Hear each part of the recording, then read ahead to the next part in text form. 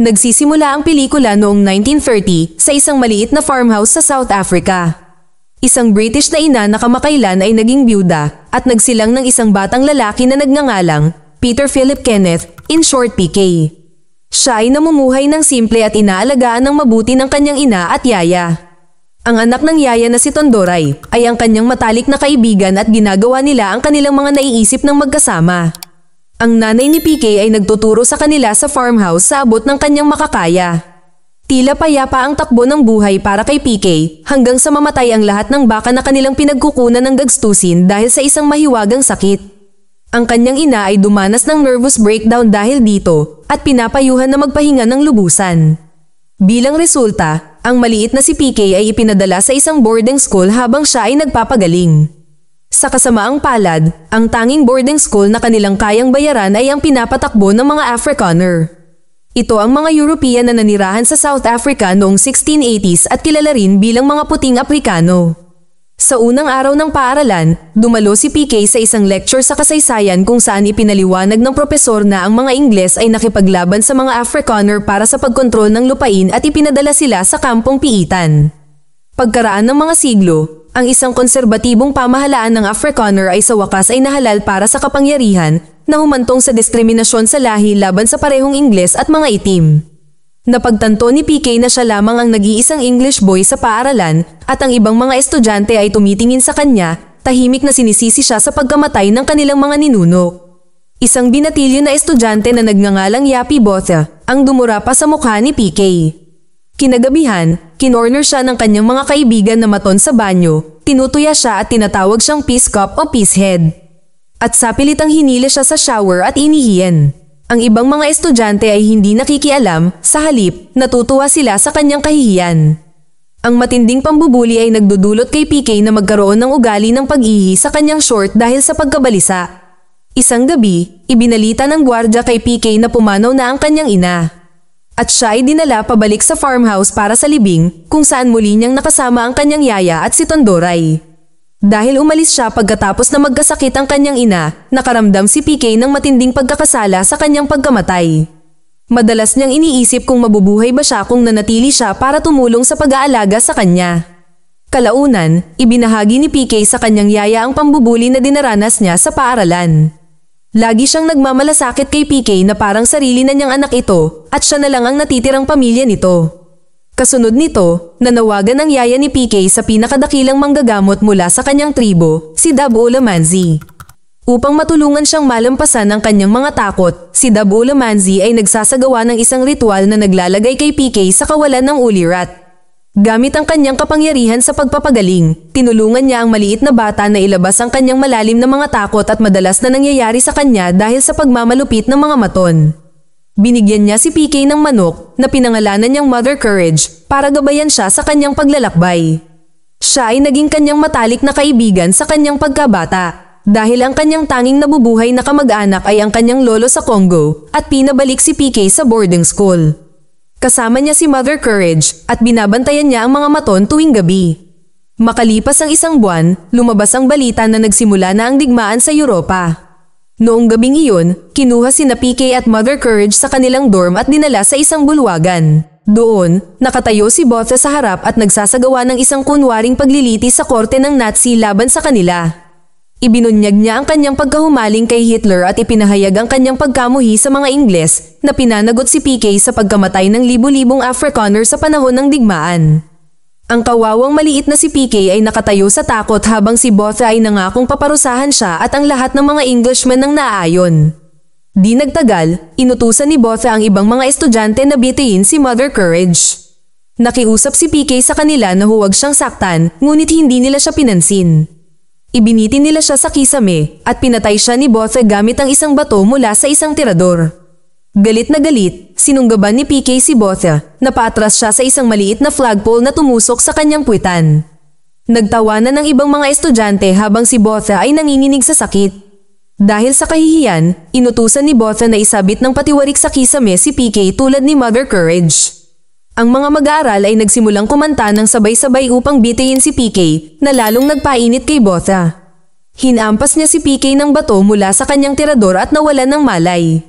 Sa sandaling iyon, isang propesor ang pumasok sa bulwagan at nakita ang kaguluhan. Nilapitan siya ni Botha, ngunit sinampal siya ng propesor at tinawag siyang tanga sa harap ng lahat. Dahil sa pangyayaring ito, pinatalsik si Botha sa paaralan ng tuluyan. Matapos ang pagkamatay ng kanyang ina at ng kanyang alagang manok, pakiramdam ni PK ay hindi na maaaring lumala pa ang kanyang sitwasyon. Pagkatapos ay nalaman niya na ang kanyang pinakamamahal na yaya at si Tonduray ay kailangan na rin bumalik sa kanilang pamilya. Tila lahat ng kanyang mga mahal sa buhay ay inaalis sa kanya, iniiwan si PK na nag-iisa muli. Sa kalaunan, bumalik ang kanyang lolo mula sa Congo at dinala siya upang manirahan kasama niya sa Barberton.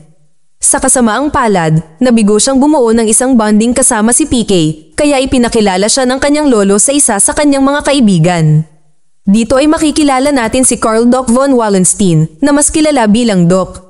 Si Doc ay isang malungkot na German na musikero at amateur botanist na nawala ang kanyang buong pamilya nang sila ay pinatay ng mga Nazi. Iminungkahi ng lolo ni PK na kunin ni Doc ang batang lalaki sa ilalim ng kanyang pangangalaga at bigyan siya ng mga aralin sa piano. Bilang kapalit, tutulungan siya ni PK sa kanyang maunlad na cactus garden. Sumang-ayon kaagad si Doc na turuan ng maliit na bata dahil nawalan din siya ng apo noong nakaraan. Si PK ay naging isang mahusay na manlalaro ng piano sa ilalim ng kanyang gabay. Nang magsimula ang ikalawang digmaang pandaigdig, nakulong si Doc sa Barberton Prison dahil sa hindi pagrehistro bilang kaaway na dayuhan. Ang pinuno ng kawani ng bilangguan, si Commander von Zyl, ay lumalabas na isang Afrikaner na humahanga sa kultura ng German. Dahil dito, pinayagan niya si Doc na magdala ng cactus garden sa courtyard ng bilangguan at piano sa kanyang selda. Bukod dito, binibigyan din niya ng walang limitasyong mga karapatan sa pagbisita si PK. Makalipas ang ilang araw, natuklasan ni Doc na nakakakuha lamang si PK ng pasado na marka sa paaralan. Nalaman din niya na ang matatalinong bata ay madalas na binubuli sa kanyang paaralan. Naniniwala siya na ito ang dahilan kung bakit hindi nagsisikap si PK sa kanyang pag-aaral. Ipinakilala siya ni Doc sa isang itim na bilanggo na nagngangalang Hill Pete na may karanasan sa boxing. Si Pete ay naging boxing mentor ni PK, tinuruan niya siya ng mantra, una sa ulo, pagkatapos ay sa puso. Ang mantra na natutunan niya ay nanatili sa kanya sa buong buhay niya. Samantala, nagpapatuloy si PK sa kanyang mga aralin sa piano at naging dalubhasa sa pagtugtog ng walang kahirap-hirap. Isang araw, napansin ni Pete na may dalang cacti si Doc sa isang balde na may mga ugat na nakabalot sa dahon ng tabako.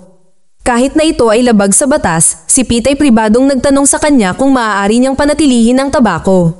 Sa kasamaang palad, narinig ito ng isang sarhento at brutal na pinalo siya ng isang baton. Pagkatapos ay matalinong iminumungkahi ni PK na kunin ni Pete ang balde araw-araw na nagpapahintulot sa kanya na makakuha ng tabako nang hindi natutukoy.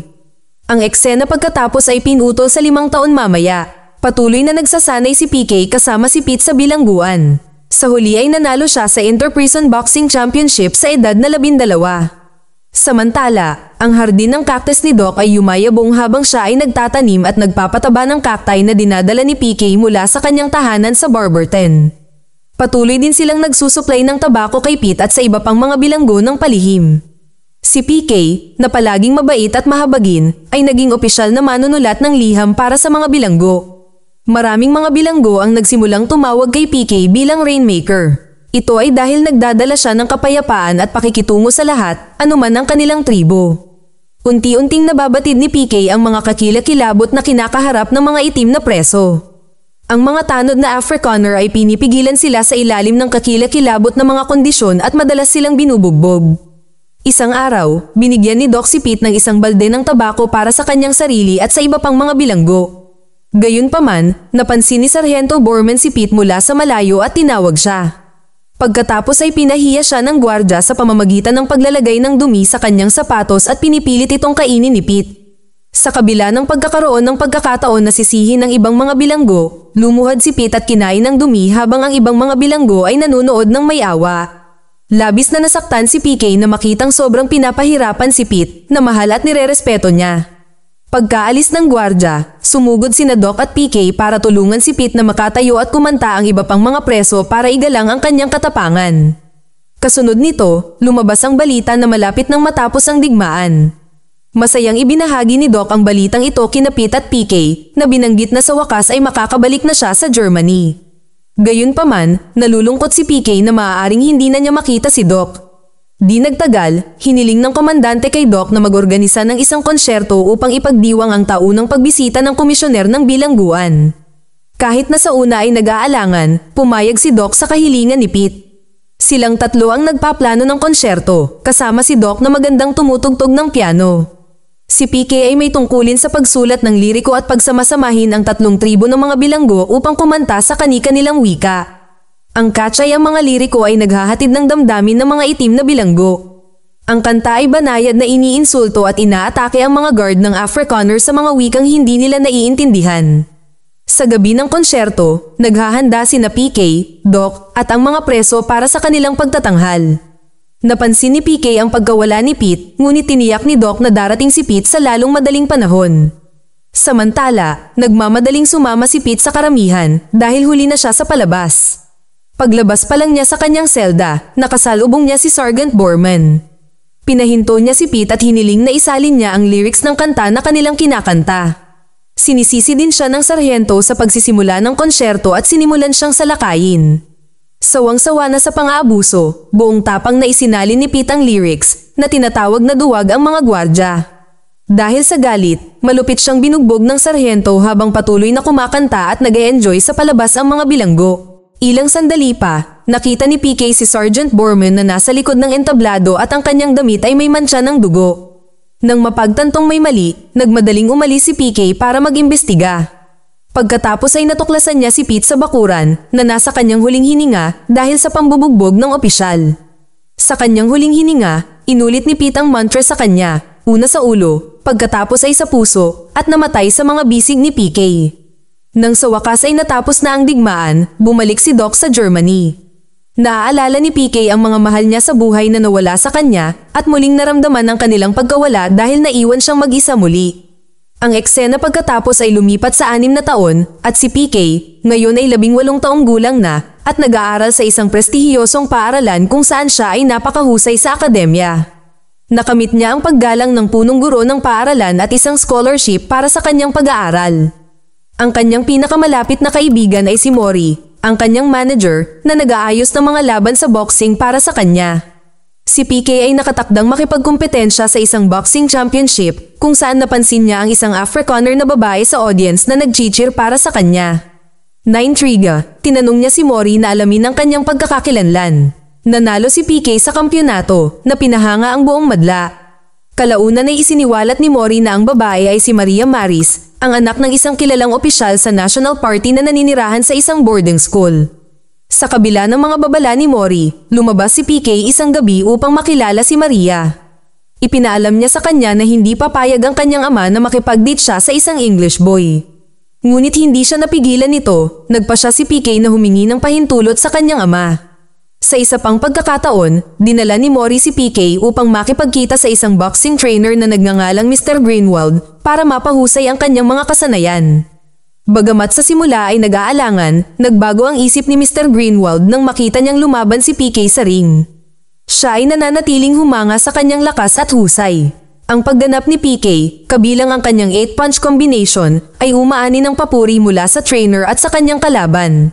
Sumasang-ayon si Mr. Greenwald na talakayin pa ang mga tuntunin para sa pagsasanay para kay PK. Kasunod nito, nakilala ni PK ang ama ni Maria, si Professor Daniel Maris, upang humingi ng pahintulot na ligawan ang kanyang anak. Gayunpaman, ang kanilang talakayan sa mga karapatan ng tribo ay mabilis na lumaki sa isang salungatan ng mga pananaw dahil tinatanggihan ni Mr. Maris ang mga liberal na ideya ni PK, tinanggihan niya ang pahintulot na makita ang kanyang anak na babae. Kasunod ng panukala ni Mr. Greenwald na labanan ng itim na boksingero na si Gideon Dumas, tumanggi sina PK at Mori dahil sa ilegal na paghahalo ng lahi sa isang laban. Paglabas nila, nakita ni PK si Maria na naghihintay sa kanya. Dahil alam nila ang hindi pagsang-ayon ng kanyang ama, nagpa siya silang mag-date ng patago. Nang maglaon, ang lalaking nagmungkahi ng laban ay nagpahayag ng kanyang sarili bilang isang dating bilanggo ng Barberton Prison at dati niyang kasama si Pete. Nakilala siya ni PK at nagpakilala si Duma. Samantala, hiniling ni Ginoong Maris kay Colonel Brayton at sa kanyang sarhento na tiktikan si PK. Kasunod nito, tumungo si PK sa Alexandria para sa laban sa boxing laban kay Duma, kasama sina Mori, Maria, at Mr. Greenwald. Kahit nanalo si PK sa laban, naging magkaibigan sila ni Duma. Kalaunan ay binisita ni PK si Duma sa Alexandria, kung saan tinalakay nila ang mahihirap na kalagayan ng pamumuhay ng bayan at ang pangarap ni Duma para sa pagkakapantay-pantay sa mga tribo sa South Africa. Iminungkahi ni Duma na magsimula ng isang English na paaralan para sa mga itim na sinangayunan ni PK at Mori pagkatapos ng unang pag-aalinlangan. Kumuha sila ng pahintulot mula sa punong guro ng paaralan na gumamit ng silid-aralan tuwing Sabado ng gabi para sa mga klase. Noong Sabado ng gabi, nakipagtalo si Maria sa kanyang ama pagkatapos nitong hindi aprobahan ang kanyang relasyon kay PK dahil sa pagkakasangkot nito sa isang pinagsamang gym at pakikipag-ugnayan sa isang anti-racist boxing coach. Nang magbanta ng parusa ang kanyang ama, galit na tumakas si Maria sa bahay. Samantala, dumating ang mga taga-Alexandria para sa kanilang mga klase sa Ingles sa paaralan kung saan hindi inaasahang ipinakita ni Maria ang kanyang suporta para kay PK. Sa kasamaang palad, ipinaalam sa kanila kinabukasan na inutusan sila ng mga awtoridad ng pulisya na isara ang klase ng Sabado ng gabi. Kasunod nito, ibinunyag na si Yapi Botha ay naging sarhento at siya ang nag-espiya kina Maria at PK. Pumasok siya sa gym ni PK kasama ang kanyang mga tauhan at sinimulang sisihin siya dahil sa pagpapatalsik sa kanya sa paaralan. Sumiklab ang karahasan habang sinisimulan ng mga pulis na bugbugin si PK at ang sinumang magtangkang manghimasok, kasama sina Duma at Mr. Greenwald. Sa kabilang banda, namumulaklak ang relasyon ni PK at Maria sa kabila ng hindi pagsang-ayon ng kanyang ama. Isang gabi, inayos ni Mori na magturo sila ng English class sa simbahan ng kanyang tiyuhin. Sinurpresa sila ni Maria ng mga lapis para sa mga estudyante. Pagkaraan ng ilang sandali, sinalakay ng mga pulis ang simbahan na inakusahan sila ng paglabag sa kabanalan nito at paghahalo ng mga lahi. Sa kaguluhan, sinimulang bugbugin ng mga pulis ang lahat at nakalulungkot, si Maria ay hinampas din ng batuta at namatay sa lugar. Ang kanyang biglaang pagkamatay ay nakaapekto kay PK na hindi pa niya nararanasan simula noon at isinasaalang-alang niyang umalis sa Africa upang mag-aral sa Oxford. Gayunpaman, hinikayat siya ni Duma sa pamamagitan ng pagpapakita sa kanya kung gaano nakakatulong ang pag-aaral ng Ingles sa mga tao sa Alexandria. Isang gabi, dumating si Colonel Brayton at ang kanyang mga pulis kasama si Sergeant Botha sa Alexandra Township. Layunin nilang salakayin ng isang partido para hanapin si PK. Ang mga pulis ay pumasok ng may puwersa at nagsimulang barilin at bugbugin ang mga tao nang walang pinipili. Nang babarilin na ni Sergeant Botha ang boxing promoter, lumabas si PK sa pagtatago. Pagkatapos ay buong tapang niyang hiniling na itigil ni Botha ang pagsalakay. Nag-away silang dalawa at tuluyang pinatumba ni PK si Botha. Hindi nagtagal ay nagising siya at sinubukang barilin si PK, ngunit mabilis siyang hinampas ni Duma sa ulo at pinatumba siya. Sa huli, ipinangako ni PK at Duma na patuloy na lalabanan ang hustisya para sa mga iba't ibang lahi at ipagpatuloy ang kanilang paglalakbay sa susunod na umaga. Ang pelikula ay nagtatapos habang iniisip ni PK ang payo na natanggap niya mula sa lahat ng mahahalagang tao sa kanyang buhay. Mag-subscribe para sa higit pang mga video na tulad nito, i-on ang notification at mag-iwan ng like para matulungan ang aming channel. Salamat sa panunood.